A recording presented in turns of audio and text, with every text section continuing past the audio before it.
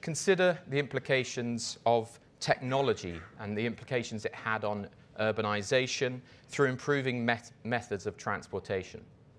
150 years ago, frankly 200 years ago, 500 years ago, 1,000 years ago, the horse was the dominant form of transportation. Then came the invention of the internal combustion engine, and with it, the motor car.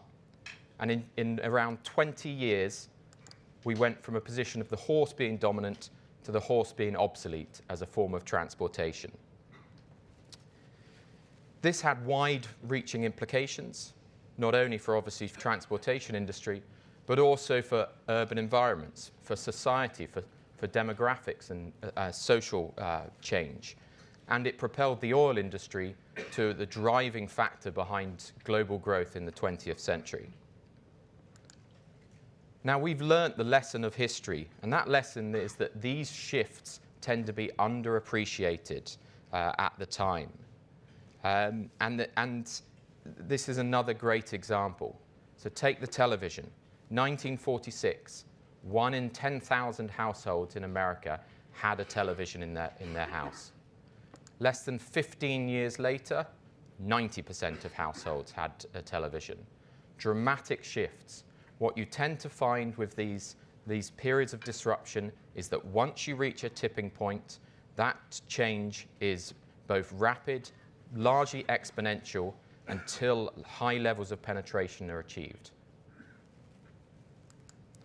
So I want to underline the scale of the opportunity I'm talking about here. We think that over the next roughly 20 years, we're talking about a 50-fold increase in the size of the market for electric vehicles. That equates to an average annual growth rate of around 20% for the next at least 2 decades. So very, very strong growth. We're excited by that growth, but actually we're even more excited by the opportunities created along the value chain, where you actually get a multiplier effect on that growth. And some examples here. So take the electric motor or the e-motor. Typically an electric vehicle currently has a single electric motor, and the electric motor drives the propulsion, so effectively takes the power from the battery and connects it to the axles. If you have more than one electric motors, it improves performance. So as the cost of electric vehicles comes down, as the cost of electric motors come down, you are likely to see cars increasingly look to use e-motors as a source of differentiation between premium brands and mass market brands. And so we think within 20 years, the average electric vehicle will have 2 electric motors on the car. So therefore, obviously, a 100-fold increase in the size of the market. The growth is even stronger still for some of the technologies that are going into these vehicles. And take the power semiconductor in the bottom left. A power semiconductor effectively regulates the electrical current to any electrical device in a car. And a traditional internal combustion engine certainly has a number of power semiconductors. A typical electric vehicle has 15 to 20 times as many semiconductors as an internal combustion engine. I'm not even going to try and work out what multiplier effect that is, but clearly that's an awful lot of chips that are coming over the next 20 so years.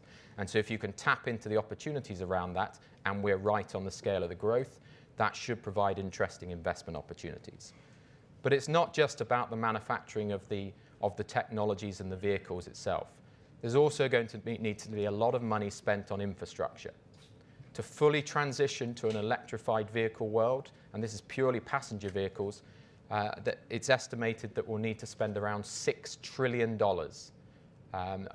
across both obviously the charging points, but also the medium voltage to support that. If you think about the existing network, the long distance cables, absolutely fine. But our system was not built to have huge loads in residential areas. So you're going to need to see a lot of strengthening in the grid, as well as those charging points. And that will create new business models and create new investment opportunities.